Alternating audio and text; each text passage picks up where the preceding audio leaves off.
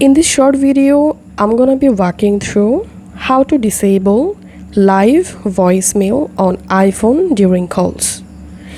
So by default, whenever you go to your phone app, at the bottom right corner you will find the live voicemail option.